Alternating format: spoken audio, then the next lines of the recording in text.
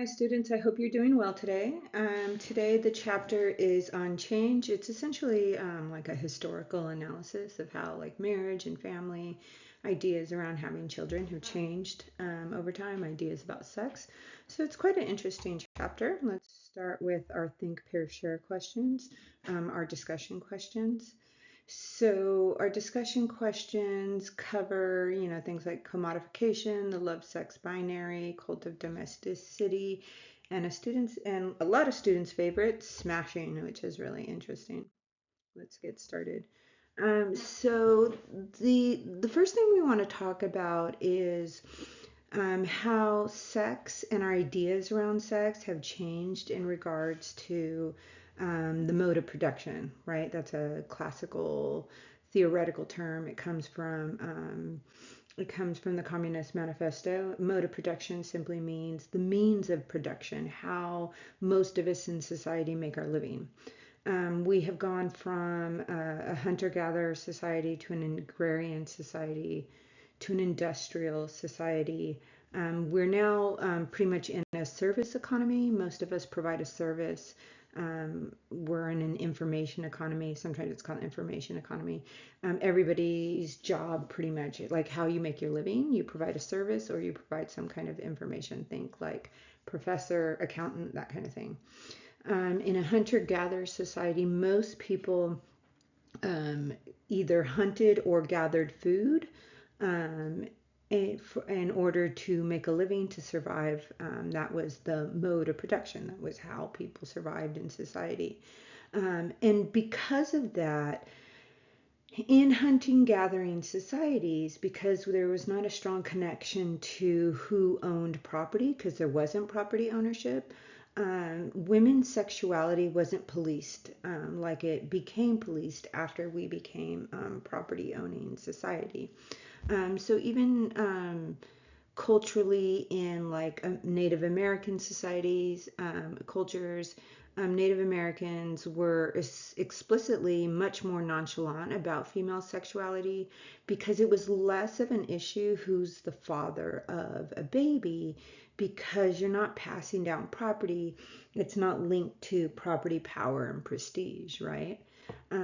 But once most of society became an agrarian society, that's when most people are farmers, and that's how they make their living. Um, the mode of production shifted from hunter-gatherer to agrarian, and with it shifted a concern over sex, specifically over who women had sex with.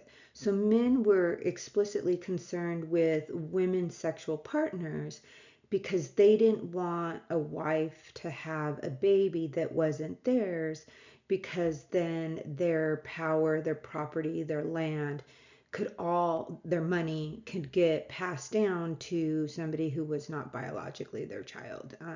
And the biggest concern was to maintain wealth, property, power within a family, right? So private property, patriarchy becomes the norm, and paternity concerns become extremely relevant in an agrarian society, especially in like colonial era or pre-colonial era, like right at the beginning of colonial era, where you have one land owning white male, always land owning white male, pretty much.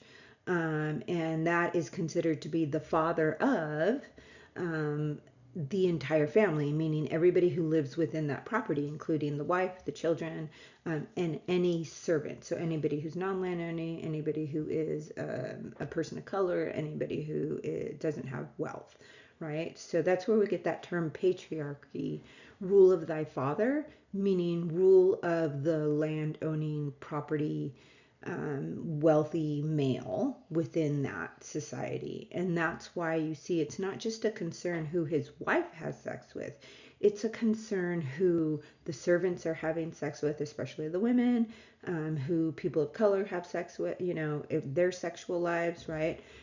Because babies and children were the property of the patriarchal land owning male.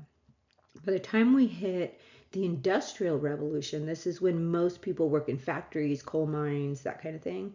Um, More people leave the homestead and they're not working on the home, and they move into cities and they're working in more urban environment with factories. Men leave the home for paid labor, and so they're working for a wage labor. They're making hourly wages. Um, and just as a side note, the worst, most dangerous jobs, the most difficult jobs, those were generally given to people of color.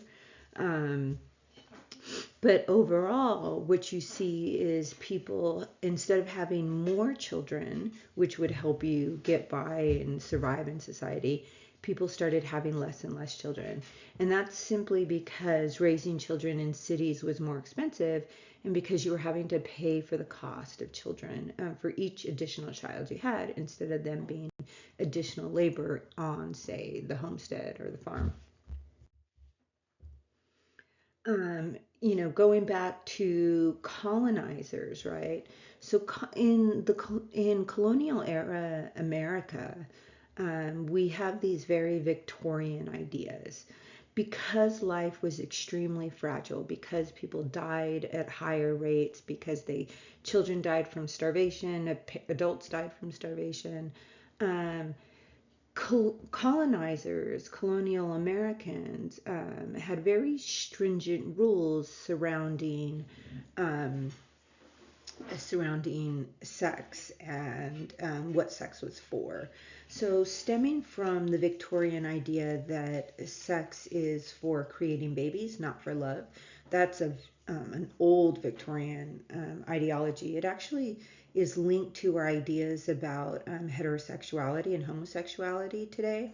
The first definitions of heterosexuality was you were only heterosexual if you were having sex with your spouse for the purposes of having a baby. So if you were having sex with your spouse for fun or for enjoyment, it was considered to be abnormal, and so you were therefore not considered to be heterosexual. There's a little food for thought for you.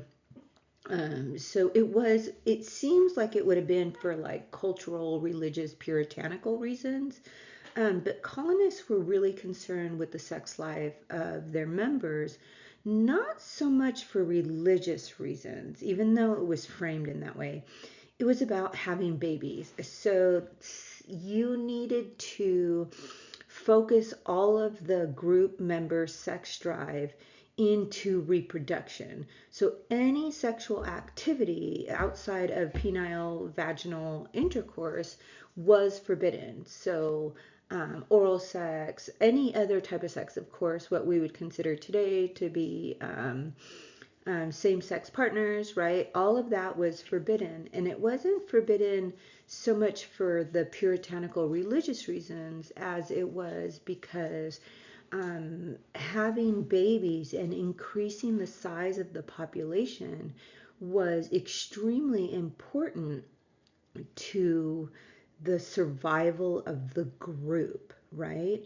And so you even see this in the cases of how people were punished or not punished. So you could be put to death for these grievances, but people were not put to death for these grievances.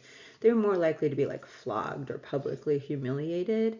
Um, and when it benefited the group, for example, especially rape and violence towards Native Americans, rape and stealing Native American women was not punished at all. So even violent sexual acts would not have necessarily been punished because these type of acts could benefit the group, right? So um, rape would not have been punished if it was the type of rape that could result in a baby.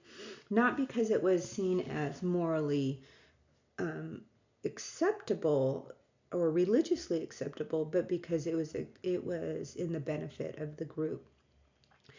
On kind of like the flip side of this, as colonizers settled and slaves came into the colonies and people had plantations, slaves were forbidden to marry. And it's interesting because these same kind of ideologies and religious perspectives were used actually to maintain the status quo, maintain this idea that wealthy white plantation owners were more moral or pure than people of color. Because in the same time, because um, slaves were not allowed to get married, of course they're gonna have sex and still have children, um, even though their owners wouldn't have allowed them to marry. And this activity and the resulting children were seen as evidence of how um, Africans as a culture were less moral, or inherently, naturally less moral, less righteous, and even less intelligent. So, moving into the Industrial Revolution, right, we start to talk about the industrial economy. And this is when people moved from the agrarian social structure. They moved out of their homesteads and into factories and coal mines. And most of the economy became independent, or became dependent on the production of material goods. So the type of material goods that would be intended to go to the market to sell, right? And what that did was it separated work from the home. So prior to the Industrial Revolution, people's work was in their home. Women's spheres and men's spheres were actually really interconnected in such a way that people could see how they were interdependent amongst each other. But when men left for a paid wage, in factories and mines, there's a typo in here, of course there is. Um, of course, I don't notice it until I put it up. Um, what happened was that the that totally threw me off. I'm not going to edit it either. What happened was that men especially started to view, and our society started to view paid wage labor as valuable, and domestic labor as inherently not valuable. And so women's work became devalued, and women got more and more isolated in the home, where men's work became more and more valuable. Wolfgang, knock it off. I don't know if you can hear him, but my dog's whining in the background, being a brat, because he's upset that I'm not taking him out. And instead, I'm working. Getting these videos takes a lot of time, by the way. I've probably complained about it like 5 times. So what happened was commodification occurred. So what's commodification? I have here the definition of commodity and commodification. A commodity is just a good or service that you're going to sell or buy at a market, right? But commodification is that process of goods and services, that process of the transition, where goods that we needed to survive, we used to make in the home, and commodification became where what we create, what we make, no longer belongs to us, but is something either already belonging to someone else because we're paid hourly wage labor, or it's just something that automatically goes to the market to be sold so that you can make money from that particular good or service. Wolfgang, come sit. Come sit with Mom. You can do the lecture with me. Come on, come up here. Let me see if you can see him. Here he is. All black. This is Wolfgang. So what happens, though, is that those Victorian ideas, we shift them over into our more modern era, right? And so some of these ideologies we still recognize today, even though we don't necessarily have the terms for them, or we just think that they've always been around because they're so integrated within our cultural norms and values and ideologies. One of them is what's called the gendered love sex binary. And the gendered love sex binary is the idea that women are motivated by love and men are motivated by sex, right? So men care, their actual natural motivation is sex, and women's motivation is love, right? This is not something that we've always had, this idea or ideology in our culture. This was introduced by the Victorians, and it still remains very much integrated into our norms and values. And with that came what we call the sexual double standard. And that's because a sexual double standard is different rules for men and rules for women. And it's due to that love sex binary and to the idea that we're opposites inherently, right? A, there's a binary, and B, that binary is opposites.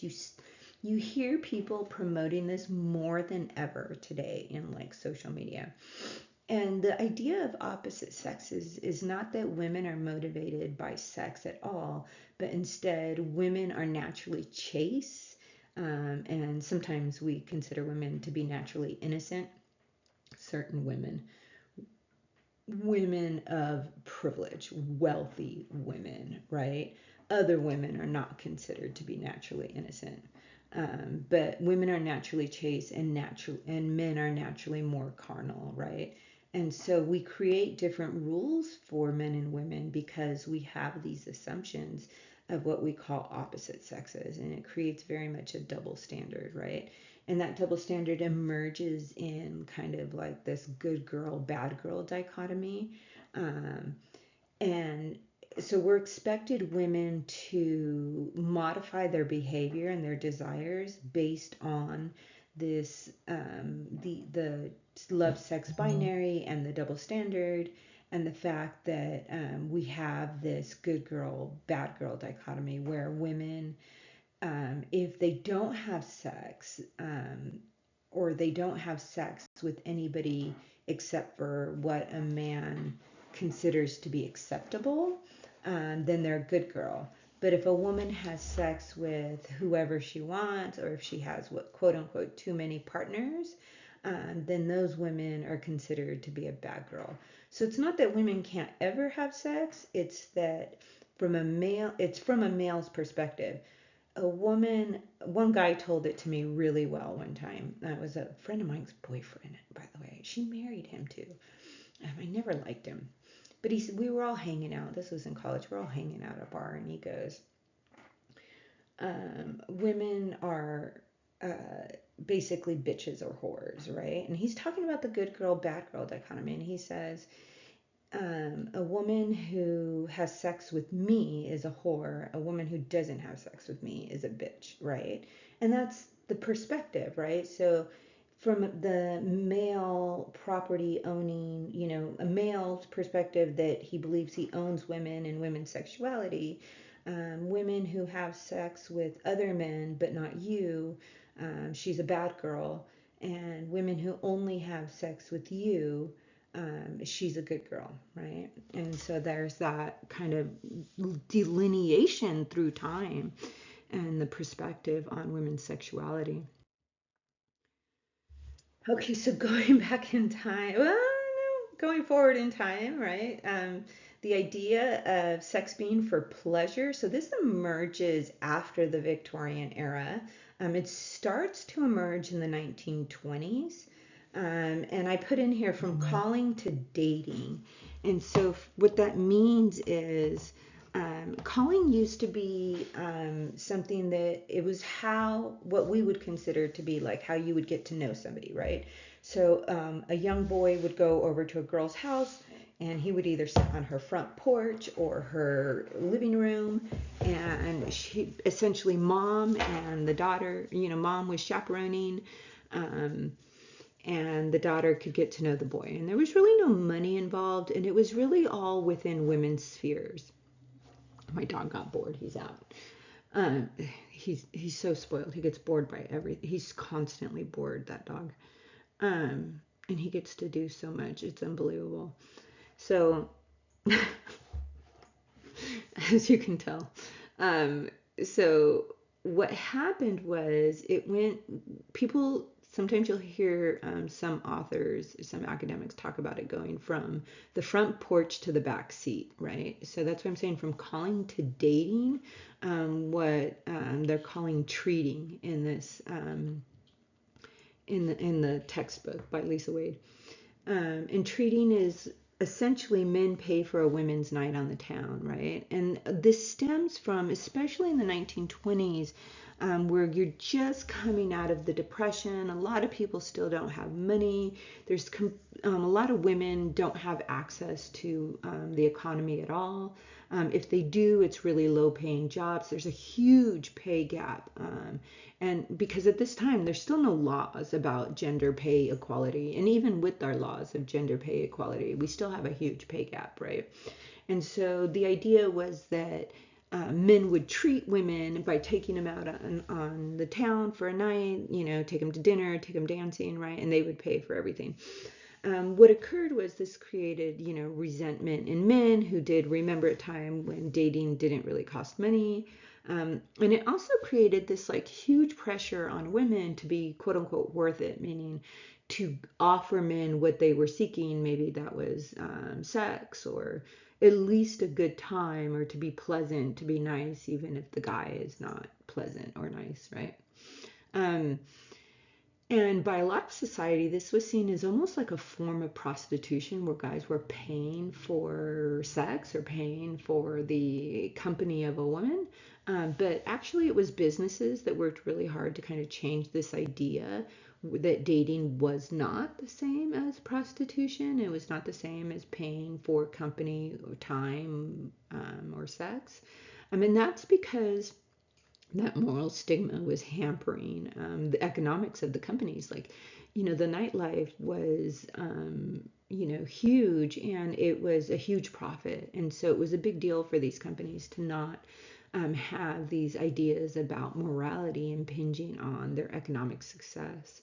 Um, and at this time, though, is when you start to see smashing. So smashing is a term where you would essentially, you'd go to high school or you go to college and you would have a same-sex crush, right? It starts to emerge in the 1920s. It carries through this idea, the 30s and the 40s. So you're still, so there's still no idea that you were going to be gay or straight for your life, right? You were, everybody was, it's a full vested heteronormativity in society. Everybody's going to get married, and everybody's going to get married to somebody of the opposite sex. But while you're single, or while you're in college, or while you're in, especially college, because then you're a person of privilege, so you have, remember, more freedom if you're a person of privilege. And also when you're young, you could have same-sex crushes, and it was called smashing. And so you weren't necessarily considered to be lesbian or gay or anything like that. It just was a same-sex crush. And so it was considered to be like part of the growing experience and growing up and having kind of freedom in sexuality, or just freedom in general when you're young. We still see this idea pulled through, by the way, in our society. We say like, oh, especially with women, it's okay to have sex with a girl in college because you were in college and you were just having fun, but you're still straight. You're just, having fun in college. And so we still see that idea. And we limit it to women because it's about the male gaze. So it's acceptable for women to do it, but not as acceptable for men to do it. One, because of the male gaze, but also because women are still considered to be less than men. So women can do things that men are not allowed to do, because to act as a woman is still considered to be lowering yourself as a man.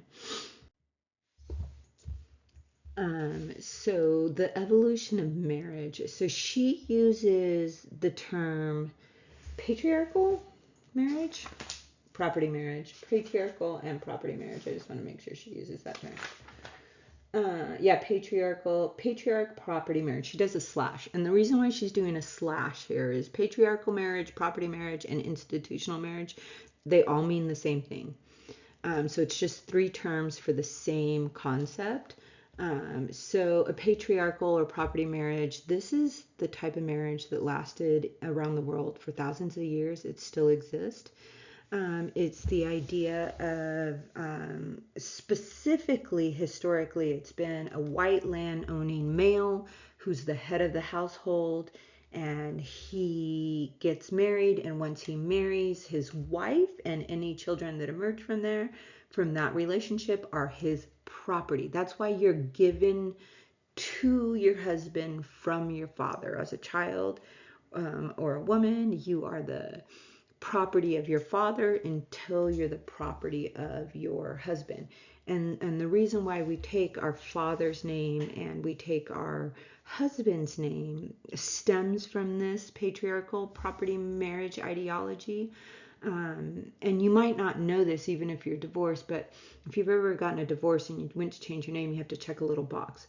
Well, checking that box, what you're actually doing is you're suing for the rights to your last name back, meaning your father's last name, because your husband owns your last name, meaning if you had a previous married name, your husband actually legally owns that name, and if you want it back after divorce, you need to sue for that name back, right?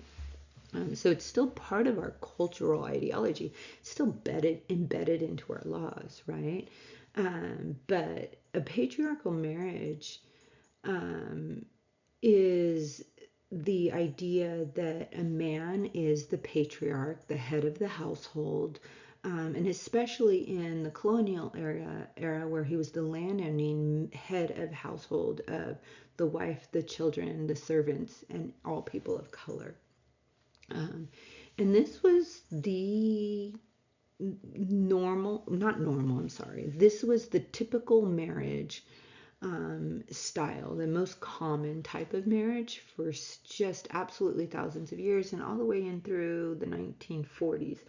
Right around the 1950s, we have this idea emerge that you don't necessarily marry for practical economic reasons, but in like a patriarchal marriage, but you marry for love.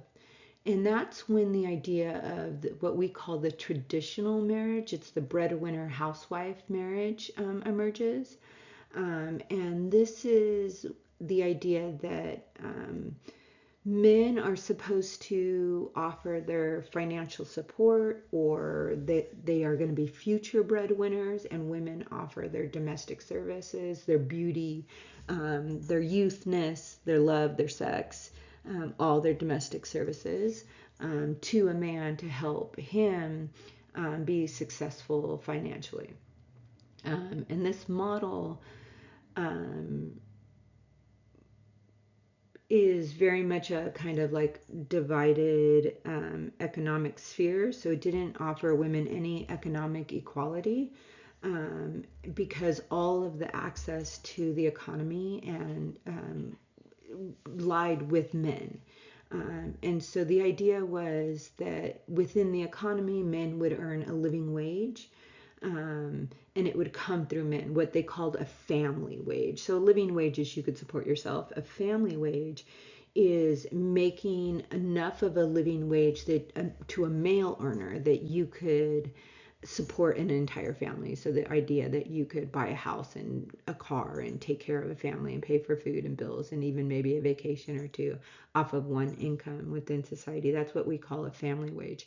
And so that was the idea, that women would be the domestic servants while and also, provide a happy home is what they called it, right? So that men could offer the financial wage. Because of the domestic spheres being so separate, women's labor in the domestic labor, maintaining the household, was no longer even considered to be work. And women are essentially wholesale offering all of their labor, sex, intellectual labor, domestic labor, everything all to one person. And therefore, they're taking all of the financial risk. Because if the marriage doesn't work out, they have absolutely nothing. And it's why today women, especially elderly women, are the most likely to be living in poverty. Um, so these kind of separate spheres that emerge, this idea that the work environment is a completely masculine environment where you make a paid labor, and the domestic environment is a completely feminine environment where where you do unpaid labor. That's what we call domestic spheres, and it created a situation where paid labor became valuable and domestic labor became valueless, right? I posted the book up here. There's two books that I'm talking about in this chapter. So this idea comes out called the cult of domesticity, and it comes out of these books, these ladies' books. I think this one in particular. I could be wrong. And it's the idea that women should be devoted wives and mothers and devoted housewives, and they should essentially make the home heaven on earth for the men, so that the men could have a comfortable, relaxing environment. And there's no responsibility for moral behavior or from the men. It's all the responsibility of women. So, like, if your husband drinks and beats you, it's the responsibility of women to be a better wife so that he won't drink and beat you. If he cheats on you, it's the responsibility of the woman to be a better wife so that he won't cheat on you, right? So it's completely this idea that the work environment, the domestic environment, is completely feminized, and women are expected to create a supportive, loving home and do all of the emotion work. Emotion work is maintaining your emotional state regardless of the emotional state of the person that you're dealing with or the people that you're dealing with. And we all do emotion work all the time. The easiest way to think about emotion work is Wolfgang, no barking. Stop it. Wolfgang, no. Knock it off. I'm so sorry, guys. So, so difficult to do these at home. It's like having a toddler in the house. So, okay, speaking of emotion work, like if you have a toddler in the house and they're throwing a tantrum, you don't throw a tantrum right along with them, right? You maintain your emotional stability, right? So women and women's jobs still to this day, like think of a daycare worker, is a ton of emotion work, completely not valued, right? The service economy where you're dealing with customers, or the idea that your spouse could be throwing a fit or being violent and you're supposed to maintain a nice composure. That term keep sweet comes from that as well, right? It's emotion work. It's not considered real work. We don't pay for it. We don't consider it to be valuable. It's the most stressful, difficult type of work that you could possibly do, though. And again from the Victorians, right? And there's this Victorian ideology that says that love, right? And they mean emotion work. Love is spread downward through the social classes, along with home ownership and a family wage. What does that mean? Think of the trickle down theory, but for domestic labor and emotion work. So the trickle down theory is that, like, if you give the wealthiest people in society a ton of money, that through them supposedly creating jobs or spending money, that the money's going to trickle down. Unfortunately, it's not like a bunch of rocks below, it's more like a bunch of sponges. So all of our money in our society is like 90% of our wealth in the world is held by less than 1% of the world's population. It's like all at the very tip top. And so this is the same theory, but they're saying with love, right? So that if women create this loving environment, that will spread downwards into people of lower social classes, along with home ownership and a family wage, that somehow like the economics will also trickle down. You can tell I totally don't believe in this theory, right? So I never believed in trickle down theory either. It was really popular during the Reagan era in the 80s. I was still a little kid, by the way, in the 80s, but I do remember Reagan becoming president. I remember specifically his speeches. Um, okay, so in the 1950s, which she calls the funny 50s, right? This is when the traditional marriage becomes the norm in society. And what we mean by traditional marriage is a marriage for love, meaning the breadwinner homemaker marriage. And what is a breadwinner homemaker marriage? Well, it's really you're seeking somebody who could be a potential breadwinner. That's what men had to bring. And as a woman, what you had to bring was you had to be young and attractive. So you had to be an ideal sexual partner for the potential breadwinner. That's a traditional marriage. This type of marriage was the norm. It was considered to be very modern, as opposed to, because we're moving from a patriarchal marriage into a traditional marriage. This was the norm in society for about a decade. So it's interesting to me that we're constantly saying we want to go back to this type of marriage because we never really had this type of marriage. It's an idea of a type of marriage, but it never even lasted like a full generation. Um, so because of that, we have this really highly focused, family focused ideology in the 1950s. And the reason why we say that is because there's a new family, there's the nuclear family. So people, again, they're having less children again, right? And we have the separate spheres. Women are very isolated in their home. When you are coming of age, now you no longer have calling, you no longer have courting. It's now what we call going steady.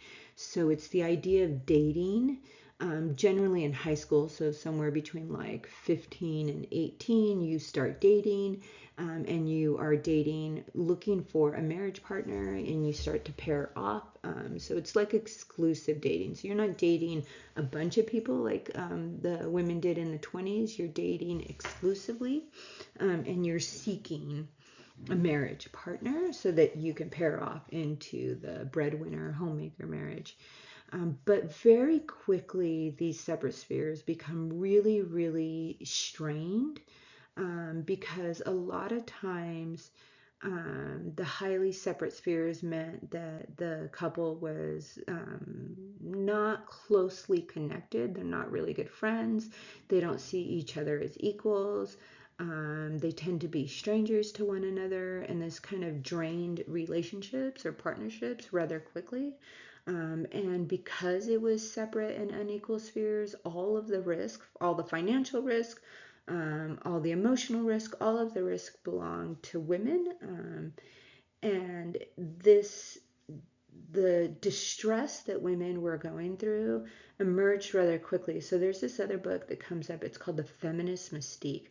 And it's essentially like outlines how middle class white women were extremely frustrated and unhappy with the breadwinner housewife marriage style.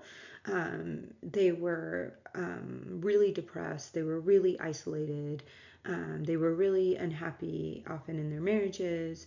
They were drinking all the time. They were taking pills.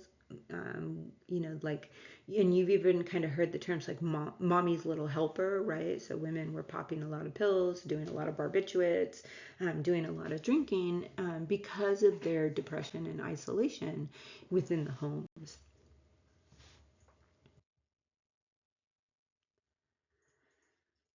So even prior to this, in the 1920s and after World War II, you start to see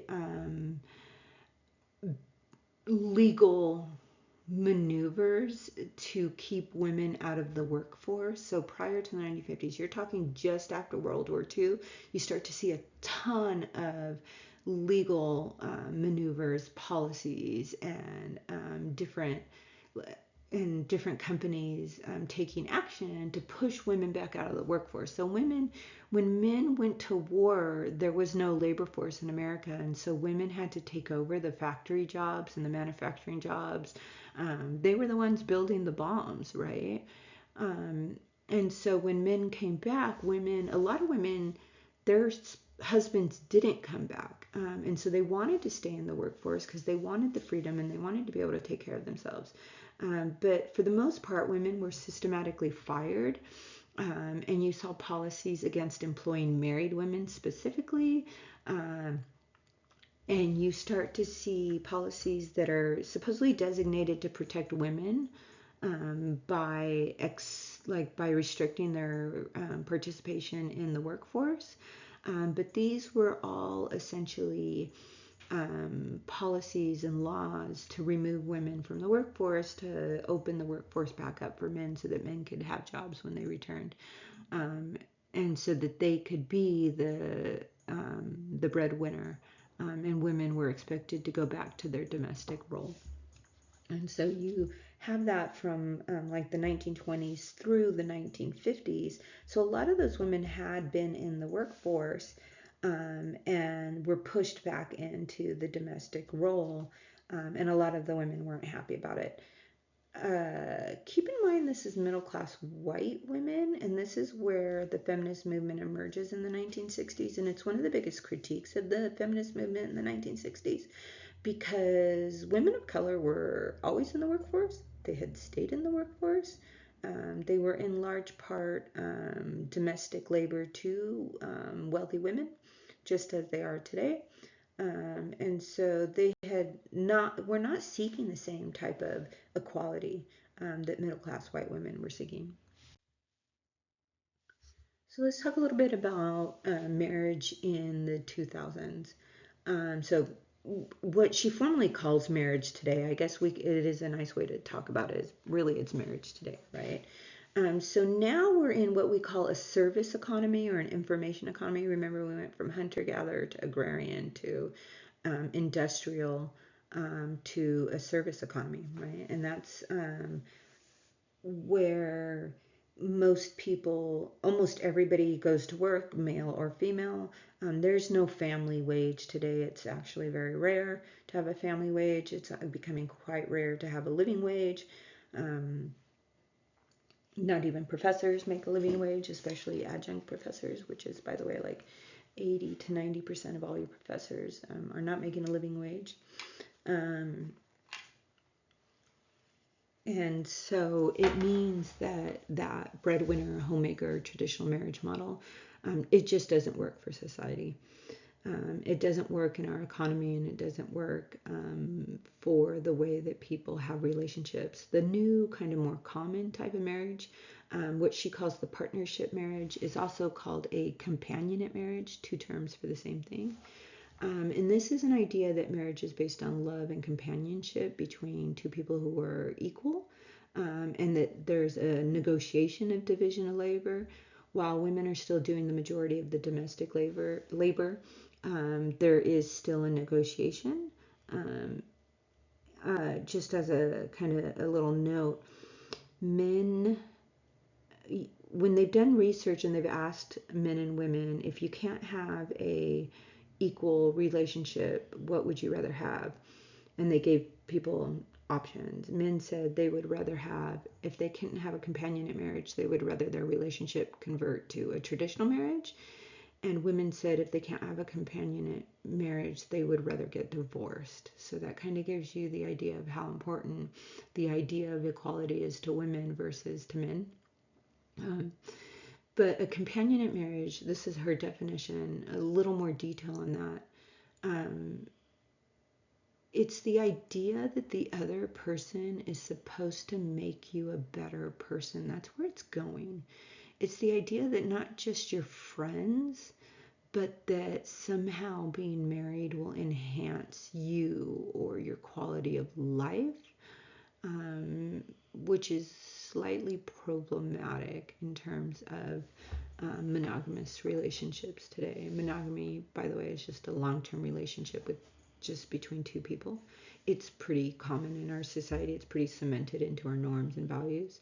But polyamory is becoming more and more common. You're starting to hear more people talk about this as an option. And this is simply a long term, intimate relationship with more than one partner at a time. Not cheating, but while both partners are aware. So it's essentially another version of an open ended relationship. And an open relationship is slightly different than polyamory. It's a long-term intimate relationship that allows sexual contact, but you're not supposed to have romantic encounters. So you're not supposed to be in love. You're allowed to have sex outside the relationship, your core relationship, but you're not supposed to fall in love with anybody else. And that's, again, more and more common today. What's very common today is what we call blended families, and that is any family consisting of at least one or more children from a previous relationship. About 1 in 6 children today live in a blended family, by the way. It's not that people are more likely to get divorced today.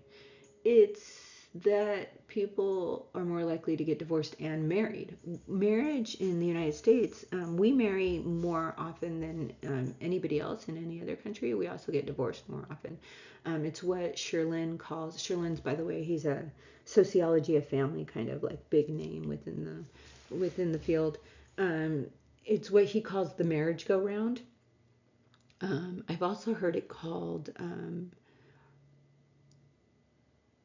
I can't remember now. I'll tell you guys later if I remember.